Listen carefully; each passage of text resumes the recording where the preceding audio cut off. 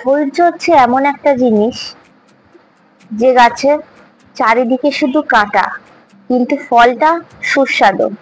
ঠিক তেমনই আমাদের ছেলে মেয়েদেরকে মানুষ করতে গেলে এই ধৈর্যটা অনেক দরকার। ছেলেমেয়েরা যখন যা চাইবে তখন তাই তাদেরকে কিনে দেবেন না। ওরা যখন যা চাইবে যদি তাই তাকে আপনারা কিনে দেন, তাহলে সেটা পরবর্তীতে খুবই সমস্যা হয়ে দাঁড়াবে। ছেলে মেয়েদেরকে অভাব শেখান, কষ্ট কি সেটা শেখান, না হলে ওরা বুঝবে না। জীবনে চলার পথ খুবই কঠিন, জীবনে চলতে গেলে কঠিন হতে হবে।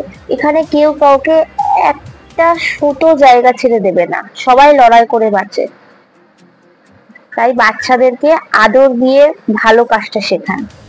অনেক মা আছে তারা তাদের বাচ্চাকে ঘরের কোনো কাজ শেখায় না, যা চায় তাই দিয়ে দেয়। এগুলো উচিত না, তাদেরকে বুঝতে দেন। ছোট থেকে বোঝাতে বোঝাতে একদিন ও বুঝে যাবে। হাল কখনোই আমরা মারা ছাড়বো না। একটা স্কুল কখনো সন্তানের বড় সার্টিফিকেট হতে পারে না, তার মা বাবাটাই আসল। আমাদের আসল শিক্ষাস্থান তো আমাদের ঘর। আর এখনকার মা বাবারা সব থেকে বড় যে ভুলটা করি আমরা, বাচ্চাদের হাতে সবসময় ফোন দিয়ে দিই। আচ্ছা, আমরা কি একবারও ভাবি ওরা ফোনের প্রতি কেন আরো অ্যাট্রাক্টিভ?